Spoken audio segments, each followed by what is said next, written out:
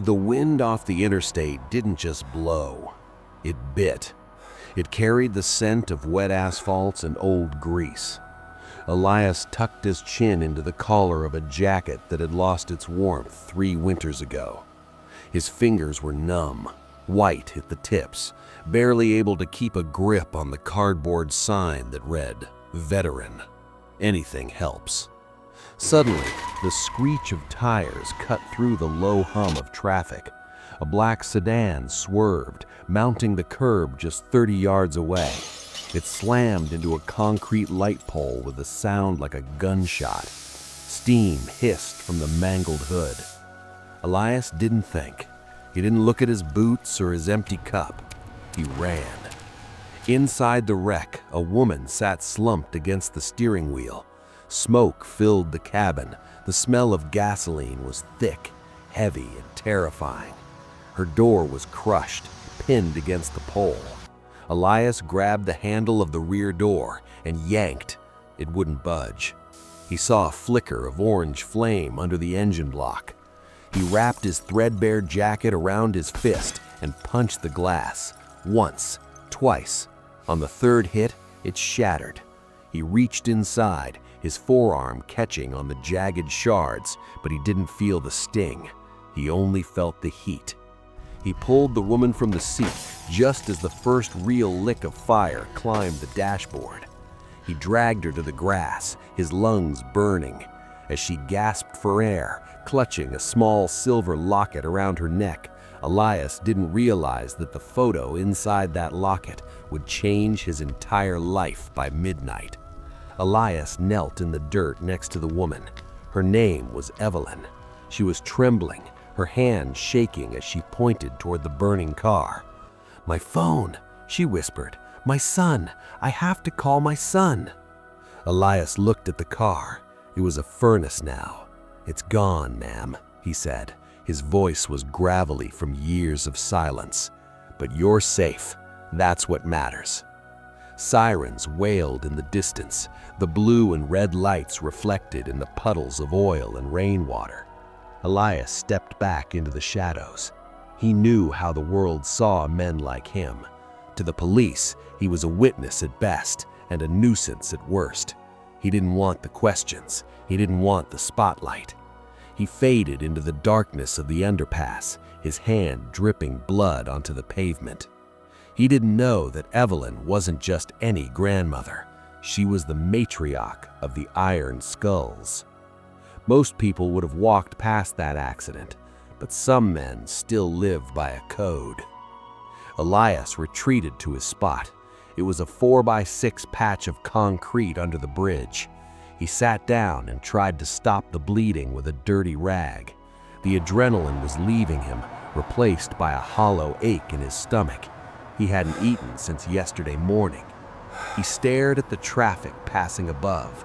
Thousands of people, all going home to warm stoves and soft beds. He was a ghost in his own city. He had served 2 tours in the desert. He had come home to a country that gave him a ribbon and then forgot his name. 2 hours passed. The rain turned into a steady, freezing drizzle. Then the sound started. It wasn't the high-pitched whine of street bikes. It was a low, rhythmic thrum, a vibration that Elias felt in his teeth before he heard it in his ears. One headlight appeared at the entrance of the alleyway, then 2, then a dozen. The bikes moved in a slow military formation. They didn't rev their engines. They didn't shout. They just circled the perimeter of his camp, the chrome reflecting the dim streetlights like armor. A massive man on a flat black chopper killed his engine. He kicked down the stand and stepped off. He wore a leather vest with a patch on the back that Elias recognized from the news, the Iron Skulls. The man walked toward Elias. He didn't look angry. He looked like a mountain moving through the fog. He stopped 3 feet away. His boots were heavy, stained with road grime. "You're the one," the man said. His voice was a low rumble. "I don't want any trouble," Elias said, his back against the cold concrete. "Trouble is the last thing you're getting," the man replied.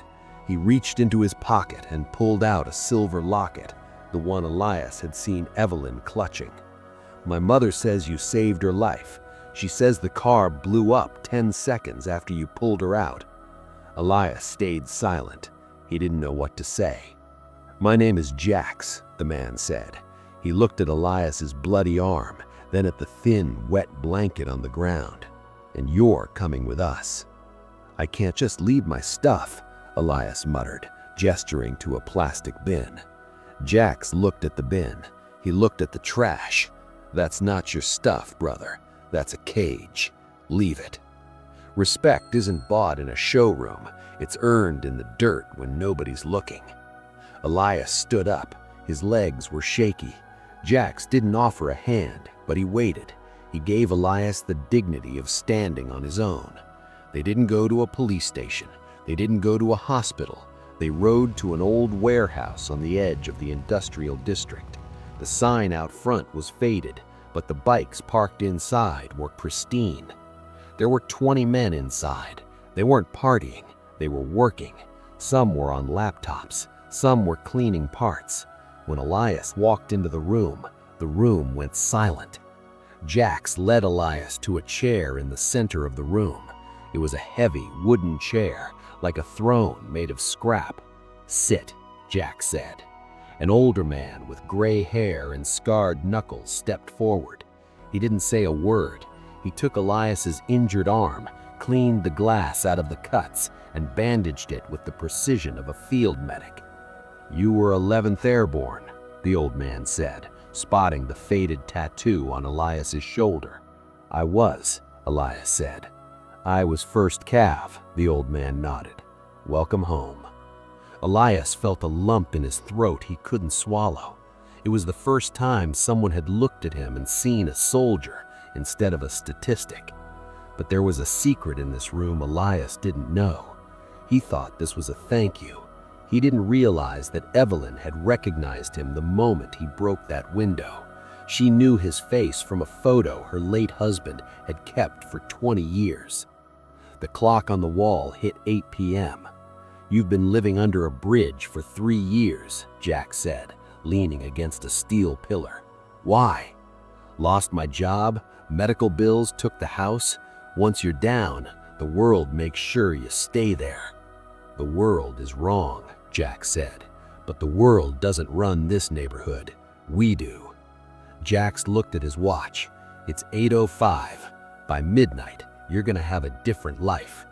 4 hours, Elias. That's all it takes to change everything if you have the right people behind you. Elias didn't believe him. A man can't rebuild a life in 4 hours. It takes years to save. It takes months to find a flat. Watch, Jax said. He picked up a radio. Move out.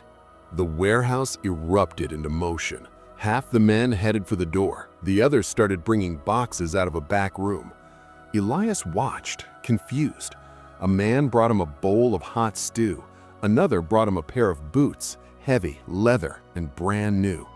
Put 'em on, the biker said. You're gonna need 'em. While Elias ate, Jax stood by the window. My father died in a ditch in a country that didn't know his name, Jax said quietly. He told me that if I ever found a man who would risk his life for a stranger, I should treat that man like a king. You didn't know who was in that car. You didn't know if she had money or if she was a nobody. You just went in. It's what you do, Elias said. No, Jax corrected. It's what we do. The first hour was about the body. They gave Elias a hot shower in the back of the clubhouse. They gave him clean clothes, heavy denim, a thick flannel, and a jacket that actually stopped the wind. They cut his hair. They trimmed the beard that had grown wild and matted. When Elias looked in the mirror, he didn't see the ghost from the bridge. He saw the man who had graduated jump school. He saw a man who had a future. The second hour was about the tools. Jax led him to a garage bay. Inside was a truck. It wasn't new, but it was a solid silver Ford. The engine purred. The bed was filled with toolboxes. Evelyn told us you used to be a carpenter. The truck is registered in your name. The tools are yours. There's a list of contracts on the dashboard. Local businesses that need work done. They've already been paid for the first month's labor. Elias touched the handle of a hammer. It felt familiar. It felt like purpose. The third hour was about the home. They drove him 3 blocks away to a small apartment above a bakery. The smell of fresh bread was thick in the air. Jax handed him a key. The lease is signed for a year. After that, you'll be on your feet. You won't need us, but you'll have us. The apartment wasn't fancy. It had a bed, a table, and a small kitchen. But to Elias, it was a palace. He stood in the middle of the room, his hands shaking. "Why?" Elias asked. "This is too much. I just pulled a door open." "You didn't just pull a door," a voice said from the doorway. It was Evelyn. She walked in with a cane, her arm in a sling. She looked at Elias and smiled. She reached into her pocket and pulled out the silver locket. She opened it. Inside wasn't a photo of her son. It was a photo of a young man in a desert uniform standing next to another soldier. "That's my husband," Evelyn said, pointing to the man on the left. "And that man on the right, that was your father, Elias." Elias froze. His father had died when he was 5. He barely remembered his face. "They served together," Evelyn said. "My husband always told me that your father saved him from a burning Humvee in '91. He spent the rest of his life trying to find you after your father passed, just to say thank you. He never did. But tonight, the debt was paid." The fourth hour was about the Brotherhood. They went back to the warehouse. The clock was ticking toward midnight. All the men were there, standing in a circle. They weren't just bikers. They were mechanics, plumbers, veterans, and fathers. Jax stepped into the center. He didn't give a long speech. He didn't need to. The world treats men like scrap metal. They use you until you're bent, and then they throw you in the pile. But scrap can be forged. Scrap can be made into something stronger than it was before. He handed Elias a leather vest. It didn't have the Iron Skulls patch on the back. It was plain. "You aren't a member of this club. You're a friend of the family. That means if you ever find yourself back under that bridge, you don't call the city, you call us." Elias took the vest. It felt the weight of it. It wasn't just leather. It was a promise. They say family is blood, but that night, a stranger found a brotherhood he thought he'd lost forever. The rain was still falling outside, but Elias didn't feel the cold anymore. He had a key in his pocket. He had a truck in the lot. He had a name again. As the clock struck midnight, the bikes roared to life once more. They escorted him back to his new home, a thundering line of steel and fire that told the city one thing: this man is not alone. Elias sat on his new bed and listened to the rain hit the roof. For the first time in 3 years, he didn't have to worry about the morning. He closed his eyes and slept a deep, dreamless sleep. He woke up at 6 a.m. He didn't reach for a cardboard sign. He reached for his tool belt. Because when the world breaks a man, it takes a village to put him back together. But when a man has a code and a brotherhood has his back, 4 hours is all it takes to start over.